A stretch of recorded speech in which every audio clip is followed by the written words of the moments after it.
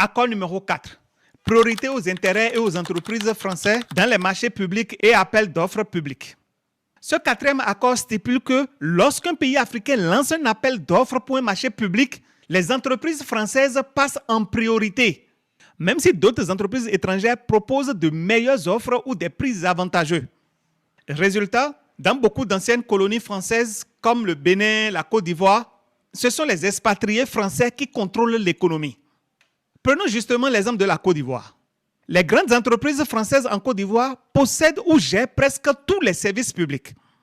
L'eau, l'électricité, le téléphone, les transports, les ports et même les grandes banques. C'est pareil dans le commerce, le bâtiment, l'agriculture, etc. Tout est entre les mains de la France. Mais pourquoi je parle de la Côte d'Ivoire? Et chez moi ici, au Bénin, l'électricité, l'eau, le port, l'aéroport, etc. sont dans les mains de ces gens-là. Et ce qu'on nous a dit, c'est que nous sommes un désert de compétences. Alors nos cadres sont garés là. J'ai même honte quand certains cadres de mon pays défendent cette politique. Parce qu'on leur dit qu'ils sont nuls, on les gare là, et ce sont les autres qui dirigent. Mais on a vu les résultats. Donc les Béninois et les Africains des pays francophones vivent sur un continent qui appartient encore à la France.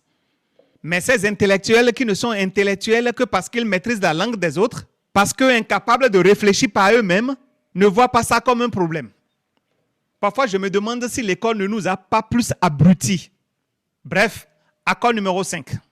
Droit exclusif de fournir des équipements militaires et de former les officiers militaires des colonies.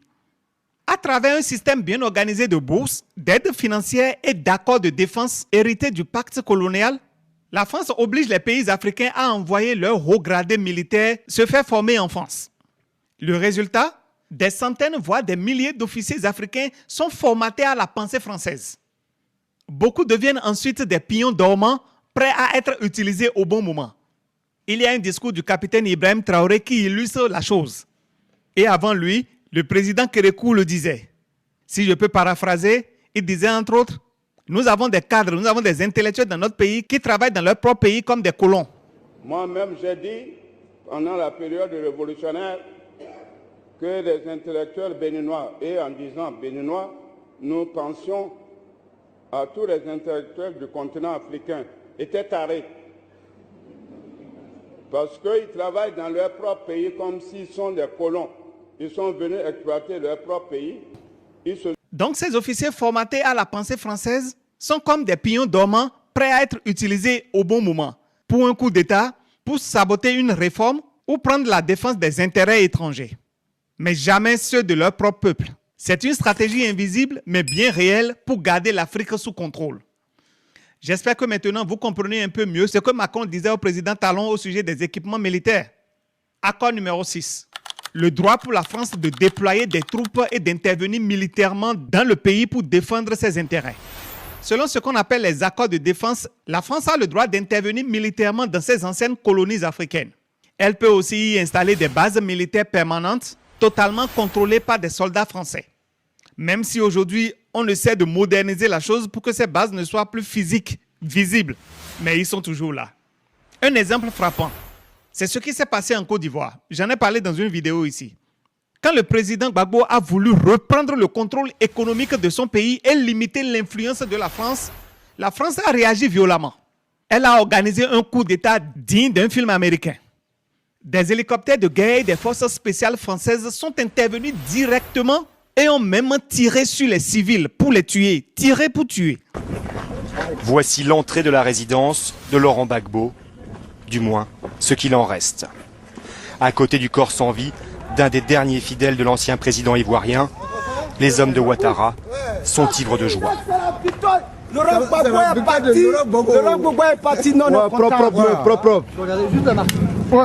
C'est du trouillard, ça reste. Ça, on va s'amuser avec ça ce soir. Ça le bâtiment, à moitié détruit, est en flammes.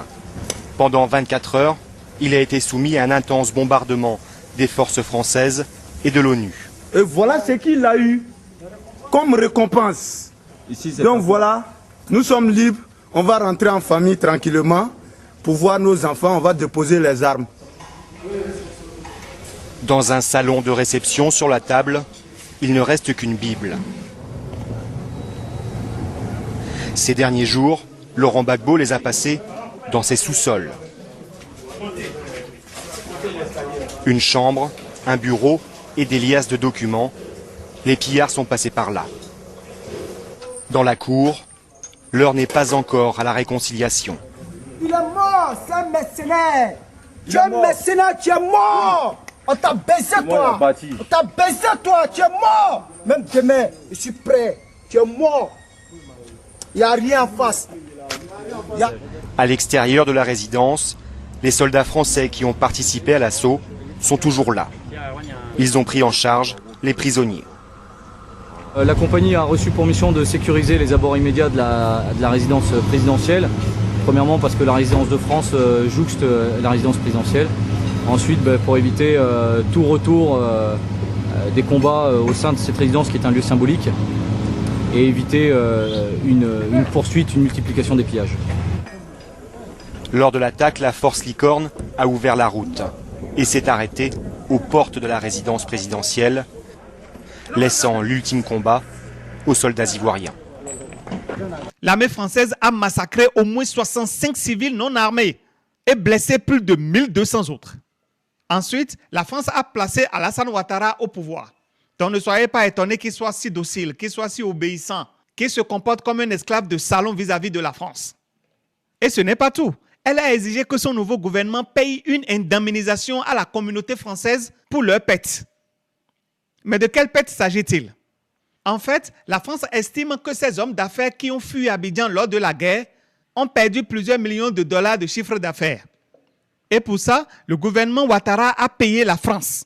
Le gouvernement a pris l'argent des Ivoiriens pour payer des Français parce qu'ils auraient perdu l'argent lors de la guerre. Si vous n'avez pas compris, je vous explique un peu mieux. C'est comme si le président Ibrahim Traoré accepte que Air France revienne opérer au Burkina et décide de dédommager cette compagnie parce qu'elle aurait perdu de l'argent depuis qu'elle a déclaré que le Burkina Faso est une zone rouge et qu'elle a cessé de le desservir.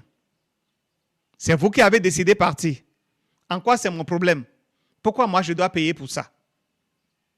Mais malheureusement, lorsqu'on vous a placé au pouvoir, lorsque vous savez que vous ne méritez pas votre position, vous payez. Vous contribuez au pillage de votre pays. C'est vraiment triste qu'en 2025, nous soyons encore à cette étape-là.